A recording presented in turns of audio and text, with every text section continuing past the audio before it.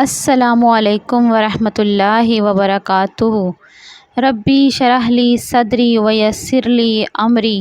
واحلل عقدۃ من لسانی یفقہوا قولی۔ میرے پروردگار میرا سینہ کشادہ کر دے اور میرے کام کو آسان کر دے اور میری زبان کی گرہ سلجھا دے تاکہ لوگ میری بات سمجھ سکیں۔ سورہ بقرہ۔ آج ہم دیکھیں گے سورہ بقرہ آیت نمبر 22 سے 26۔ آپ لوگوں سے ایک گزارش ہے کہ میرے چینل قرآن اسپرٹ کنیکٹ کو سبسکرائب کر لیں تاکہ اپ کمنگ لیسنز کی نوٹیفیکیشن آپ کو ملتی رہیں۔ اعوذ باللہ من الشیطان الرجیم، بسم اللہ الرحمن الرحیم۔ سورہ بقرہ آیت نمبر 22۔ الذی جعل لکم الارض،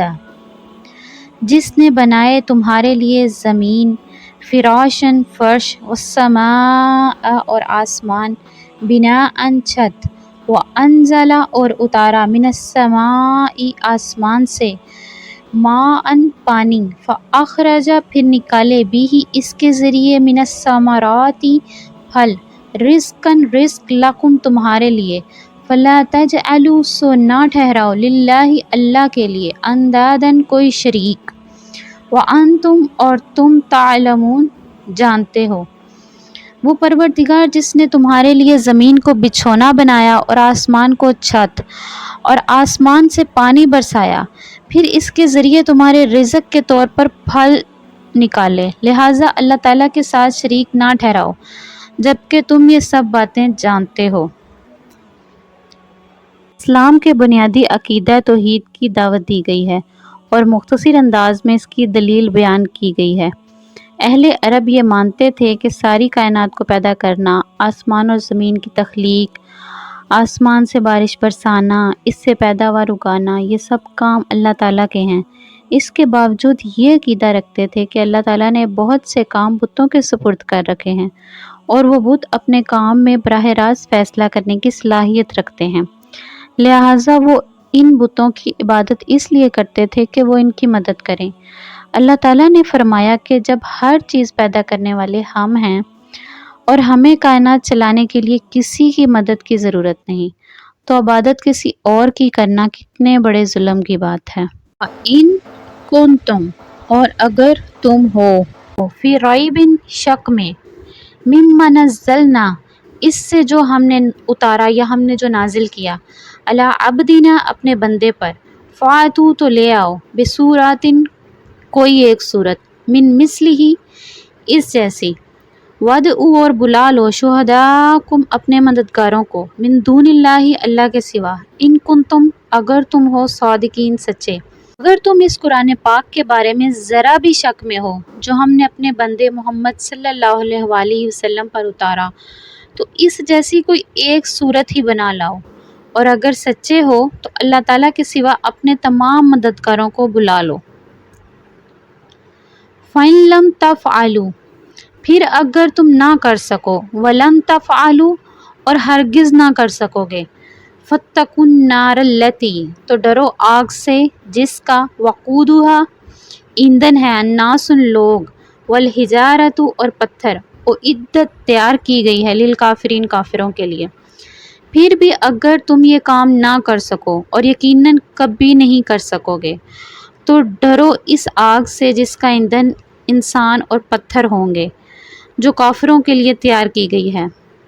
پچھلی آیت میں توحید کا بیان تھا، اب اسلام کے دوسرے اہم عقیدے یعنی ان حضرت صلی اللہ علیہ وآلہ وسلم کی رسالت کا بیان ہے،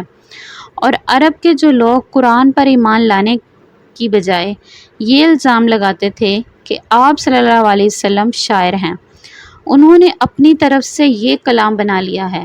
انہیں زبردست چیلنج دیا گیا ہے کہ اگر ایسا کلام کوئی انسان بنا سکتا ہے تو تم بڑے فصیح و بلیغ ہو، تم سب مل کر قرآن جیسی کوئی ایک صورت ہی بنا کر لے آؤ۔ ساتھ ہی قرآن نے یہ دعویٰ کیا کہ تم سب مل کر بھی ایسا نہیں کر سکو گے، اور واقعہ یہی ہے کہ اہل عرب جو اپنی زبان و ادب پر ناز کرتے تھے، ان سب کو اس چیلنج کے بعد سانپ سونگھ گیا، اور کوئی شخص یہ چیلنج قبول کرنے کے لیے آگے نہ بڑھا۔ بڑے بڑے شاعروں اور ادیبوں نے اس خدائی کلام کے آگے گھٹنے ٹیک دیے، اور اس طرح آپ صلی اللہ علیہ وسلم کی رسالت اور قرآن کریم کی سچائی روز روشن کی طرح ثابت اور واضح ہو گئی۔ وَبَشِّرِ الَّذِينَ آمَنُوا، اور خوشخبری دے دو ان لوگوں کو جو ایمان لائے، وَعَمِلُوا الصَّالِحَاتِ، اور انہوں نے عمل کیے نیک، اَنَّ لَهُمْ، کہ ان کے لیے ہے، جنات تجری من تحتها الانہار، باغات ہیں جن کے نیچے نہریں بہتی ہیں، کلما، جب بھی، رزقوا، کھانے کو دیا جاتا ہے، رزق دیا جاتا ہے، منہا، من ثمرات، کہ اس میں سے کوئی پھل ان کو دیا جاتا ہے، رزقاً، رزق کے طور پہ، قالوا، تو وہ کہیں گے، ھذا الذی، یہ وہ جو کہ رزقنا، ہمیں کھانے کو دیا گیا، من قبل، اس سے پہلے، وَأُوتُوا، اور حالانکہ انہیں دیا گیا، بِہ، متشابہا، اس سے ملتا جلتا، وَلَہُمْ، اور ان کے لیے، فیہا، اس میں، ازواج، بیویاں ہیں، مطہرات، پاکیزہ، وَہُمْ فیہا خالدون، اور وہ اس میں ہمیشہ رہیں گے۔ اور جو لوگ ایمان لائے اور انہوں نے نیک عمل کیے، ان کو خوشخبری دے دو کہ ان کے لیے ایسے باغات تیار ہیں جن کے نیچے نہریں بہتی ہوں گی۔ جب کبھی ان کو ان باغات میں سے کوئی پھل رزق کے طور پر دیا جائے گا تو وہ کہیں گے یہ تو وہی ہے جو ہمیں پہلے بھی دیا گیا تھا، اور انہیں وہ رزق ایسا ہی دیا جائے گا جو دیکھنے میں ملتا جلتا ہوگا، اور ان کے لیے وہاں پاکیزہ بیویاں ہوں گی، اور وہ ان باغات میں ہمیشہ رہیں گے۔ یہ اسلام کے تیسرے عقیدے یعنی آخرت پر ایمان کا بیان ہے۔ اس میں بتایا گیا ہے کہ مرنے کے بعد ایک اور زندگی آنے والی ہے جس میں ہر انسان کو اپنے تمام اعمال کا جواب دینا ہوگا۔ اگر ایمان کے ساتھ نیک عمل کرے گا تو وہ جنت اس کے نصیب میں ہوگی، جس کی ایک جھلک اس آیت میں دکھائی گئی ہے۔ اس آیت میں بتایا گیا ہے کہ جنت میں جب اہل جنت کو پھل دیا جائے گا تو وہ کہیں گے یہ تو وہی ہے جو ہم اس سے پہلے یعنی کہ ہمیں کھانے کو دیا گیا تھا۔ اس کا ایک مطلب یہ ہو سکتا ہے کہ جنت میں وقفہ وقفہ سے ایسے پھل دیے جائیں گے جو دیکھنے میں بالکل ملتے جلتے ہوں گے مگر لذت اور ذائقے میں ہر پھل نیا ہوگا۔ دوسرا مطلب یہ بھی ہو سکتا ہے کہ جنت کے پھل دیکھنے میں دنیا کے پھل کی طرح ہوں گے، اس لیے انہیں دیکھ کر جنتی یہ کہیں گے یہ تو وہی ہیں پھل ہیں جو ہمیں پہلے بھی دنیا میں ملے تھے، لیکن جنت میں ان کی لذت اور خصوصیات دنیا کے پھلوں سے کہیں زیادہ ہوں گی۔ ان اللہ لا یستحیی، اللہ تعالیٰ نہیں شرماتا، بے شک اللہ تعالیٰ نہیں شرماتا، ان یضربا، کہ کوئی بیان کرے، مثلا مثال، ما بعودۃ، جو مچھر، فما، خواہ جو، فوقہا، اس سے اوپر، فاما الذی، سو جو لوگ، آمنوا، ایمان لائے، فیعلموا، وہ جانتے ہیں، انہ، کہ وہ الحق، حق ہے، من ربہم، ان کے رب کی طرف سے، واما الذی، اور جو لوگ یا جن لوگوں نے، کفروا، کفر کیا، فیقولون، وہ کہتے ہیں، ماذا، کیا، اراد اللہ، ارادہ کیا اللہ نے، بہذا، اس سے،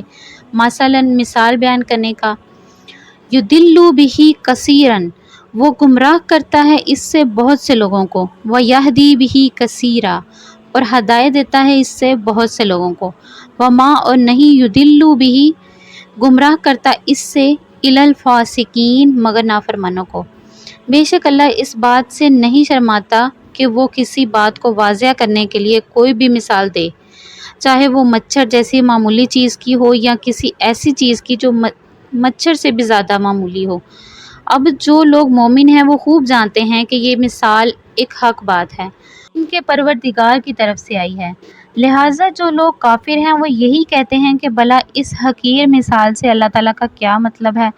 اس طرح اللہ تعالیٰ اس مثال سے بہت سے لوگوں کو گمراہی میں مبتلا کرتا ہے اور بہت سوں کو ہدایت دیتا ہے، مگر وہ گمراہ انہی کو کرتا ہے جو نافرمان ہیں۔ کفار اور منافقین جب قرآن کے چیلنج کا جواب نہ دے سکے تو اعتراض جوڑ دیا کہ اللہ تعالیٰ کو ایسی مثالوں کی کیا ضرورت تھی۔ فرمایا اللہ تعالیٰ کسی بھی چیز کو بطور مثال بیان کر سکتا ہے، یہ کوئی عیب نہیں کہ اللہ تعالیٰ اس سے حیا کرے، وہ مثال مچھر کی ہو یا پھر اس سے بڑھ کر بھی کوئی حقیر، مثلا مچھر کا پر یا ایک ذرہ، مچھر سے بڑھ کر ہونے سے مراد اس سے بڑی چیز مثلا مکھی، مکڑی وغیرہ بھی ہو سکتی ہے۔ حقیقت یہ ہے کہ جس طرح بڑی سے بڑی مخلوق اللہ تعالیٰ کی قدرت پر اور غیر اللہ کی بے بسی پر دلالت کرتی ہے، اسی طرح چھوٹی سے چھوٹی مخلوق بھی اللہ تعالیٰ کی قدرت کا شاہکار ہے۔ پھر بات سمجھانے کے لیے اگر چھوٹی مخلوق کی مثال زیادہ موزوں ہو تو اس میں حیا کی کیا بات ہے؟ آیت کی مین بات یہ ہے کہ اللہ تعالیٰ کی بنائی کوئی بھی مخلوق حقیر نہیں ہے۔ اپنی بات کو سمجھانے کے لیے اللہ تعالیٰ کسی بھی مخلوق کی مثال دے سکتا ہے۔ یہ انسان کی سوچ ہے کہ وہ مخلوقات میں سے کسی کو ادنا اور کسی کو اعلیٰ بنا لیتے ہیں۔